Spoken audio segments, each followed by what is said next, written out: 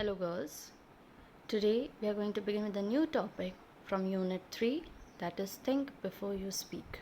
But before we begin, I want to give you a certain general instructions that according to the government rule, or what you can say, the government has reduced your portion of your English because of this pandemic that is going on, and we couldn't attend the school as such. So from now onwards, you will be having topic which will be like haywire. We won't go in serial order. Now there are certain topics which I will be doing with you, but they are not, they have been reduced. They are not in your portion for this term, but since I feel it's important, for example the poems, whatever the government has reduced, the poems, I would like to do it with you all, just to give you all information and knowledge. Okay, now that does not mean that they will be asked for exam. You will be asked whenever an exam is conducted, whenever it will be conducted, you will be asked only that much, whatever is being told to us by the government. Okay, so let's begin with this topic. So just remember that from now onwards we won't be going in a serial order. Okay, of course grammar, whatever I'll be doing, everything will be included. There is no reduction in your grammar portion, since it is the school who decides it. Okay, but your syllabus, your English textbook, okay, you will be having or you will be studying, or you will be evaluated only on whatever is there in the portion. Now whatever extra I'll be teaching you, that is just for your knowledge and to give you more insight of your textbook, because poems are a bit difficult ones and they have given it for self study, but I feel that you may not be able to understand it to that level.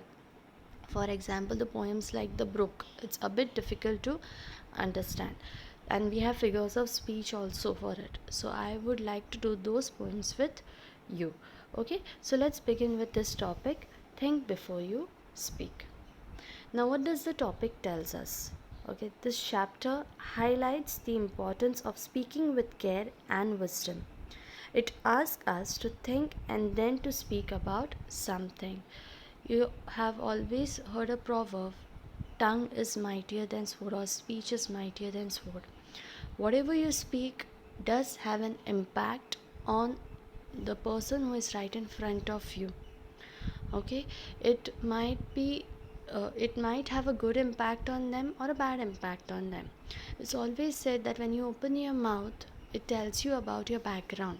We have always been teaching you, or sorry, telling you this in the school, that whenever you speak, the way you speak, the words that you use, okay, tells what kind of a person you are. So in this topic, that is think before you speak, the writer is telling us to to take care and be careful when you open your mouth. So let's begin with the topic. Man was meant to listen more and talk less. That is why, as a great British statesman, now who is a statesman is a skilled or respected political leader. Statesman is a skilled and respected political leader. Benjamin Disraeli said, nature has endowed means given or provided with something freely. Nature has provided us freely with 2 ears and one mouth. If man was meant to talk more and listen less, he would have two mouths and one ear. So according to him, why nature has given us 2 ears? So that we listen more, and one mouth because we need to talk less. Imagine how we would have looked, how strange, with two mouths on the two sides and one ear at the center. Just imagine yourself, and you feel very like you can't even imagine yourself that way, yes or no? Okay, it would show like there is some kind of deformity on our face. And mind you, the ears are like funnel, open all the time. You know what's a funnel is? A funnel is a you can use it, a thing that is used to pour liquid into something with small openings. Okay, so So our ears are wide like those funnels. There is no door with which you can close them. Whereas if you have to speak even one single word, that word must pass through two walls or two fences. Now, what are these two walls or two fences? There is firstly the fence of these two rows of teeth, and then you have the fence of two lips. So, man is meant to listen more. That's why our ears are always open. But to since we are supposed to speak less, we have to open two gates or two fence or two compounds, and then you have the words come out of your mouth. Okay. Therefore, before a word can be spoken, it has to pierce through these two walls, okay, and through these two fences. Then, therefore, we must think at least twice before we utter a word. And then he supports this with one of the examples, okay.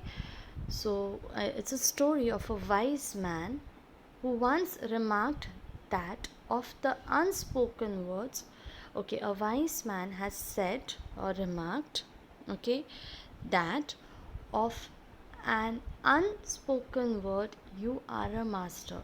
So those words which are not spoken, okay, you are the master of it, you are the boss. But of the spoken word, you are a slave. Because once those words are out of your mouth, you cannot do anything about it. They are gone, and the person has already listened to it. So you need to be very careful when you speak about something.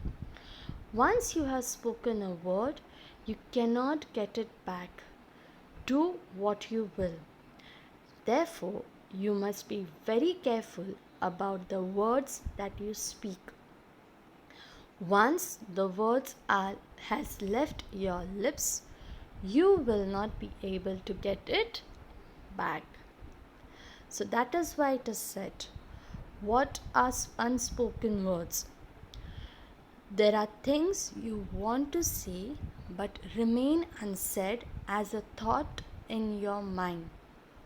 Once you put up the thoughts into words, once the words have left your lips, you cannot change them or control them. They are already gone and you cannot get them back.